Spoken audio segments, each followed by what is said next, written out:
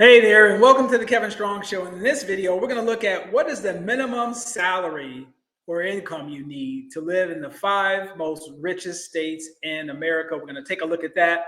We're going to talk about some information underneath the hood. It's not just about the income, but what are you spending your money on?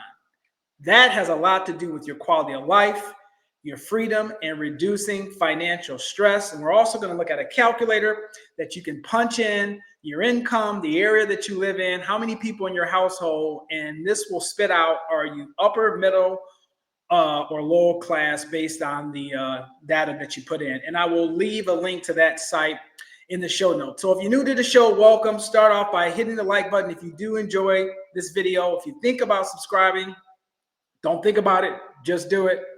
Without further ado, let's go ahead and jump over here and look at this information. The title of the article is Here is the minimum salary required to be upper middle class in the 5 richest states. So the first state that jumps out, should be no surprise, is California.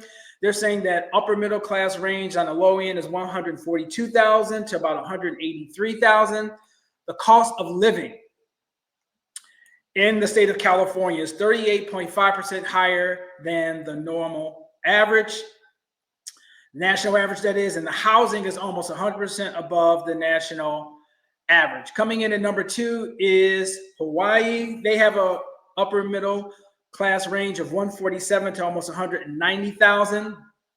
Island residents pay 80% more than the national average overall, and an astonishing 313% more for housing than the average. So if you live in any of these states and you have the opportunity to work remotely, I would strongly encourage you to seek counsel with an employment lawyer. Get that in writing if you're working remotely for your employer. And I would leave those states and see if I can get my dollars to stretch a lot further in another location, because this is just cray, or like they say, this is ass a 9, ass a 10, ass 11, ass a 12. Massachusetts, upper middle class range, 150 to 193. The cost of housing here is 218% higher than the rest of the nation. Which to say they have minimum salary here, they're saying $150,000, which we know it takes a lot more than that to have an upper middle class lifestyle in this area. New Jersey has a range of 151 to 194. The cost of living here is about 35, almost 36% higher than the national average.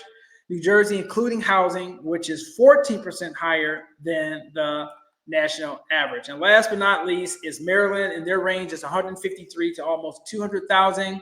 Maryland's cost of living is 16.5% higher than the rest of the country, and housing is a steep 46.4%. So what did I mean at the beginning of this video by saying the devil's in the detail? This doesn't apply to the 5 richest states in the country. This applies to everybody. So a little bit of information that I looked up. The average car payment for a new car in America is roughly $700, and for a used car is $500. The average insurance is around $220. So if we're just going to play with some numbers hypothetically and look at the average car payment for a new car, and the insurance is roughly $1,000, that adds up to what? $1,000 a month is $12,000 a year. The average health insurance for just one person is about $500. So now we're at $6,000 a year. Now we're at $18,000. I have a calculator set here aside.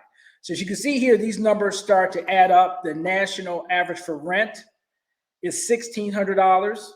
You know, that would probably roughly put you around $15,000, $16,000 a year. The average mortgage payment is around $2,200. That doesn't include maintenance and all these other things. That's just your principal, interest, taxes, and insurance, or in the industry, they call that PITA. That's roughly $24,000.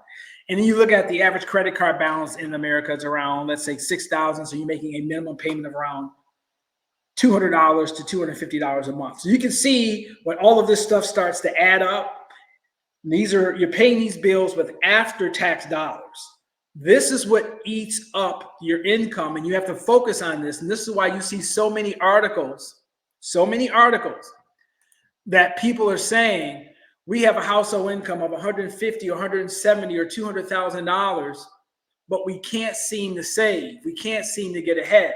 The devil's in these details. If you've got $150 to $200,000 household income, you probably have 2 car payments. Well, that's $2,000 a month. Now you're looking at $24,000. So all of those numbers or those examples that I gave you start to double.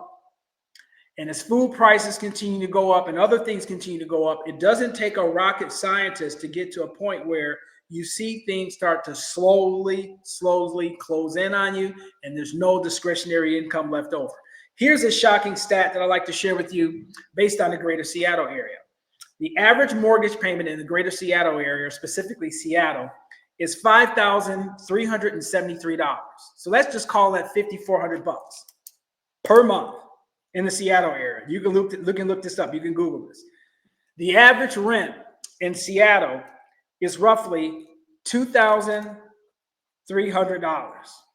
The difference between a mortgage payment in Seattle and paying rent in Seattle is $3,000.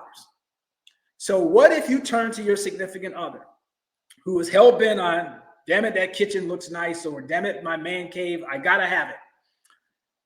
If you waited 2 years based on today's prices, $5,400 for a mortgage payment, $2,300 for rent, and in 2 years you would save $74,000 in the Seattle area. If you stretch that out for 3 years, that's $100,000 you save in 36 months. Just imagine how powerful that is.